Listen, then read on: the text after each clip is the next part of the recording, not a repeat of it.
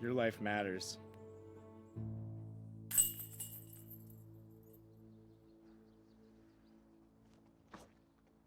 Oh, that was nice. That came out good.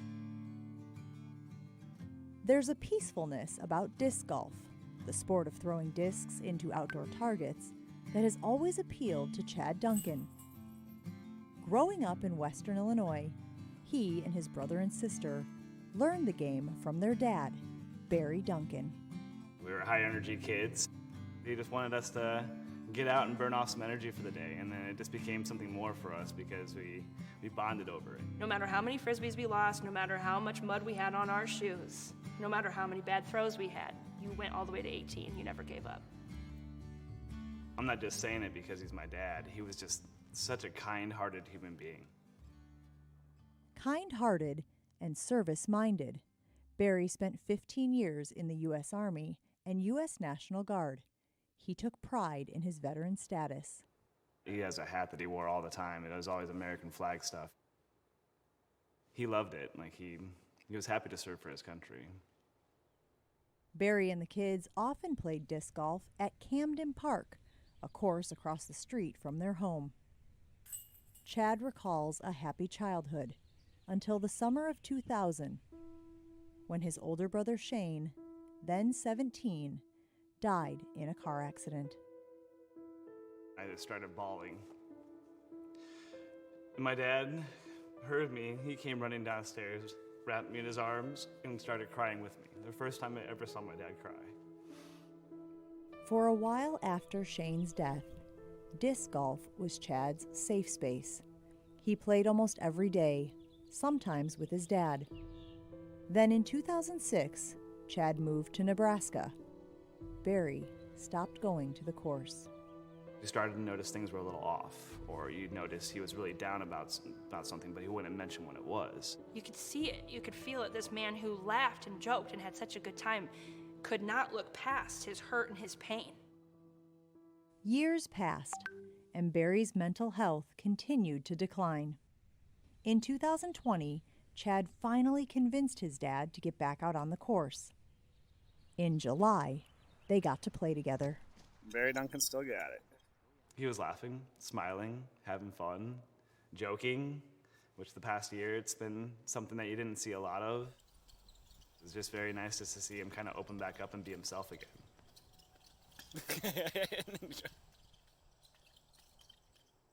August 7th, 2020. Walk me through that day.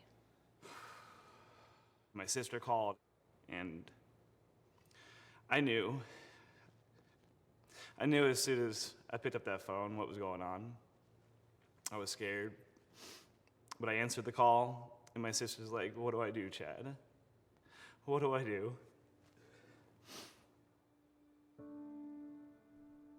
Barry Duncan died by suicide on August 7th, 2020. He was 57 years old.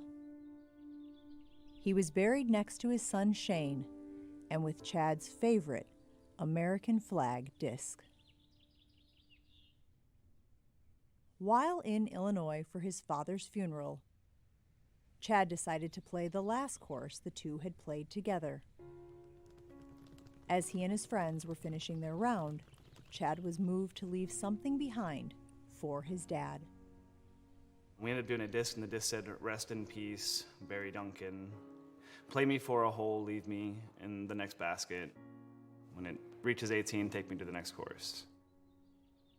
We put all this information on the disc and left it at hole 1 at Prospect Park up against the T sign. The disc also asked those who found it to share the moment on social media before leaving it for the next person. We just got this idea in our head, well, if there's so much traction behind just a memorial disc and the community is so welcoming to it, maybe we're onto something. Maybe there's something we can do that's bigger. Later that month, Chad and his friend Ricky Murphy created Disc for Life, a Facebook group to connect those who had found the discs and initiate conversations about mental health awareness and suicide prevention. We wanted messages of hope. That's what we want to ultimately give people. You are not alone. Your life matters. I took my grief and I pushed it into something different. Chad and Ricky made more discs, leaving them on courses around the Midwest. But then a strange thing happened. People weren't just finding and playing and posting about the discs. They started making their own and leaving them at their local courses. In just a few months, there were more than 50, spanning as far west as San Jose and as far east as Boston. What is your favorite story of someone reaching out to you or Ricky to talk about how this has positively impacted them? We had a guy who found one of our discs, and he found the disc, he played it for a hole, and then he went back out again and he found it again. And then he found it a third time. Jeremy Desjardins Smith found the Disc for Life discs in Massachusetts, 1,000 miles from where Chad left the first one. As a Marine Corps veteran, reading Barry's story moved him because, he says, he too has thought about ending his life. For people who feel like myself, stumbling upon something that said, you know, you're not alone, it was just almost meant to be. Chad, you told us that your favorite story is from a guy who found the disc 3 times. We chatted with that gentleman, Jeremy, and he has a message for you. Hey, my name is Jeremy Desjardins Smith. I found one of the discs from Disc for Life here at Crane Hill. You know, looking at it, it brought me to a place that I was a long time ago. You know, I was in a really low spot. That's why we do it. Especially knowing that, you know, Barry was also a veteran. It's just such a huge thing that you guys are doing, you know, for those of us that sometimes feel like we're helpless. That's why we do it. It's for people like that. If you had a chance to speak with your dad today, what would he say about what you're doing? I'm proud. I always knew my dad was proud of me. But I know he'd be proud of this. You're not alone.